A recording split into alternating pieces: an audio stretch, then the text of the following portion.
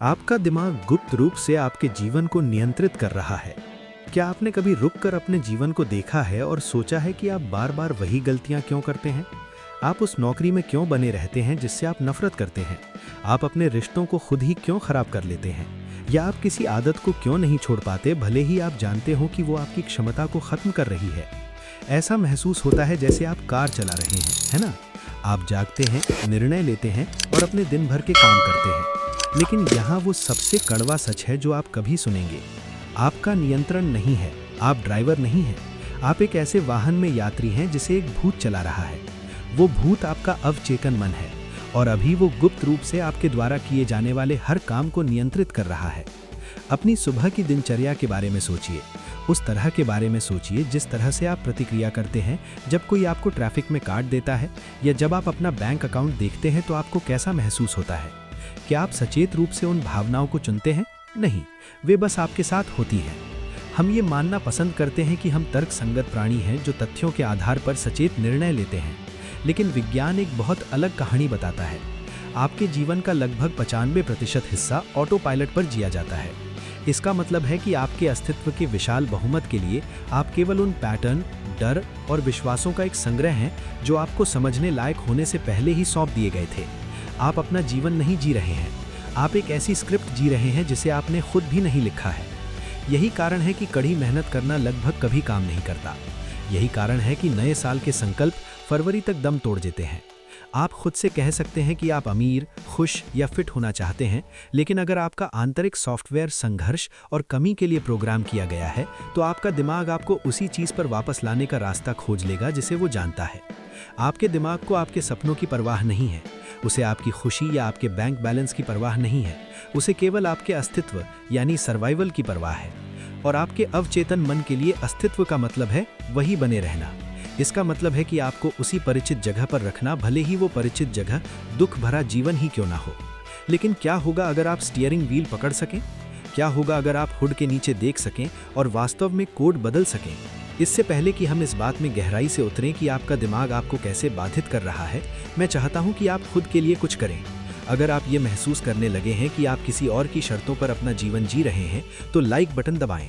ये दुनिया को बताता है कि आप जाग रहे हैं। और यदि आप अपनी जीव विज्ञान के शिकार होना बंद करने और उस जीवन का निर्माण शुरू करने के लिए तैयार हैं जिसके लिए आप वास्तव में पैदा हुए थे, तो सब्सक्राइब करें।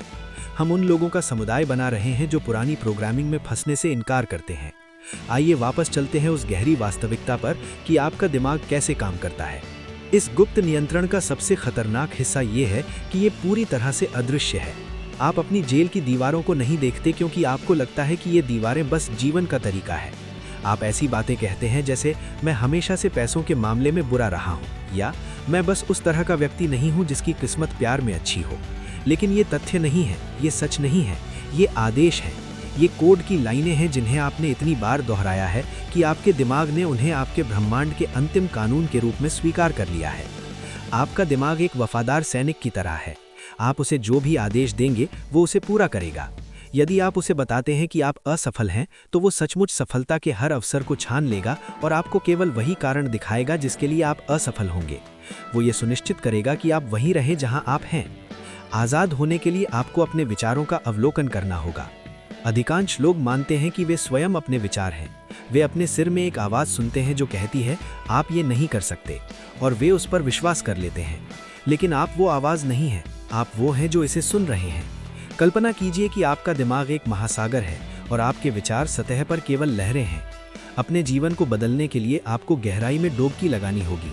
आपको अपने बारे में विश्वास करने वाली हर एक चीज़ पर सवाल उठाना शुरू करना होगा। किसने आपसे कहा कि आप काफ़ी स्मार्ट नहीं हैं? किसने आपसे कहा कि दौलत दूसरों के लिए है लेकिन आपके लिए नहीं? अधिकांश समय वे आवाज़ें उन लोगों की होती हैं जो उतने ही प्रोग्राम्ड और खोए हुए थे जितने आप अभी हैं। इस दुनिया में अमीर, सफल और वास्तव में खुश लोगों के पास आपसे बेहतर दिमाग नहीं होते हैं। वे स्पेशल नहीं हैं, उनके पास बस बेहतर सॉफ्टवेयर है।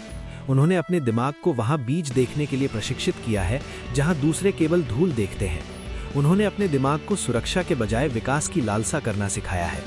उन्हें किस्मत नहीं मिली, वे इरादतन थे। उन्होंने महसूस किया कि पृथ्वी पर सबसे मूल्यवान संपत्ति उनके कानों के बीच की जगह है, और उन्होंने यादृच्छिक लोगों को उस जगह पर कब्जा करना बंद कर दिया। उन्होंने पुराने डरों को बाहर निकाल दिया और नए शक्तिशाली विश्वासों को स्थापित किया। डोपामाइन ट्रैप के बारे में सोचें। आपका दिमाग तत्काल संतुष्टि खोजने के लिए वायर्ड है, क्योंकि हजारों साल पहले इसने हमें जीवित रखा था। लेकिन आज वही वायरिंग आपको गरीब और विचलित रख रही है। यही कारण है कि आप अपने व्यवसाय पर काम करने के बजाय घंटों स्क्रॉल करते रहते हैं। यही कारण है कि आप उन चीज़ों को खरीदते हैं जिनकी आपको ज़रूरत नहीं है, उन लोगों को प्रभावित करने के लिए जिन्हें आप पसंद नहीं करते हैं।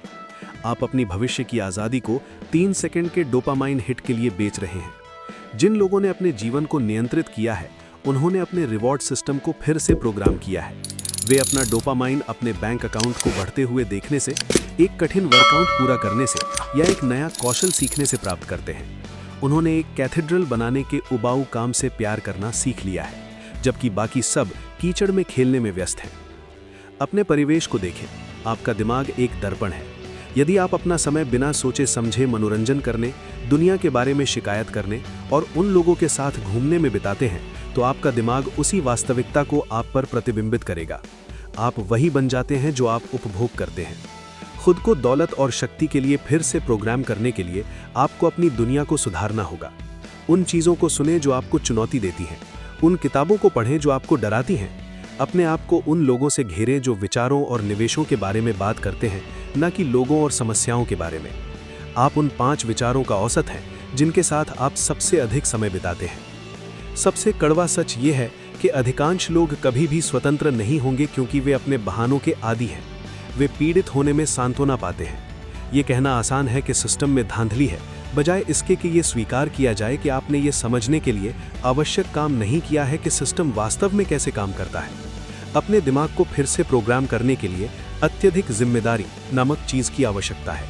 आपके जीवन में सब कुछ, आपका कर्ज, आपकी आय, आपका स्वास्थ्य, आपका अकेलापन, आपकी जिम्मेदारी है।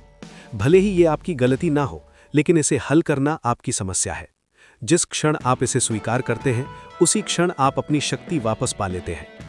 पैसा सिर्फ एक उपकरण है। ये एक मैग्नीफाइंग ग्लास की तरह है। ये आपको वो बना देता है जो आप पहले से हैं। यदि आप एक अच्छे व्यक्ति हैं, तो पैसा आपको और अधिक अच्छा करने की अनुमति देता है। यदि आप दूरदृष्टि वाले व्यक्ति हैं, तो पैसा आपको उस विजन को बनाने की अनुमति देता है। दौलत से डरना बंद करें और उसका सम्मान करना शुरू करें। पैसे का सम्मान करने का मतलब है कि इसे उन चीज़ों पर बर्बाद न करना जो आपके जीवन में मूल्य नहीं जोड़ती हैं। इसका मतलब है कि हर एक रुपए को एक सैनिक की तरह मानना, जिसे आप युद्ध में भेजते हैं ताकि वो और अधिक सैनिकों को वापस ला सके। दौलत कोई मंजिल नहीं है जहां आप पहुंचते हैं, ये एक होने का तरीका है। ये न्यूरल पाथवे का एक सेट है जिसे आप दोहराव के माध्यम से बनाते हैं। आप $1 मिलियन प्राप्त करके अमीर व्यक्ति नहीं बन जाते। आप पहले आंतरिक रूप से एक अमीर व्यक्ति बनते हैं और फिर $1 मिलियन के पास प्रकट होने के अलावा कोई विकल्प नहीं बचता है। ये बी डू हैव का नियम है।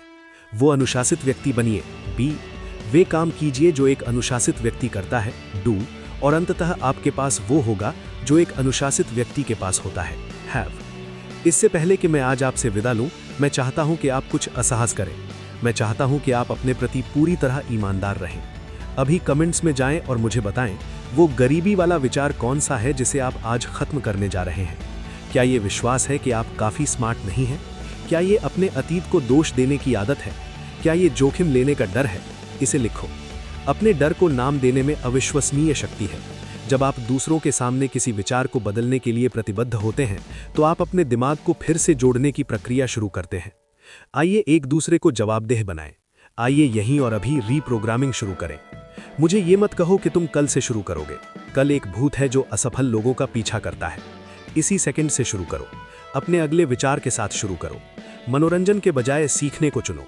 सहज होने के बजाय विकास को चुनो। समय बीत रहा है और पुराने प्रोग्राम को चलाने में बिताया गया हर सेकंड वो सेकंड है जिसे आपने बिल्कुल वहीं रहने के लिए चुना है जहां आप हैं। आपका भविष्य का स्वयं या तो आज आपने जो कष्ट सहा है उसके लिए आपको धन्यवाद देगा, या आज आपने जो आराम चुना है उसकी कीमत चुकाएगा। चुनाव हमेशा आपका रहा है।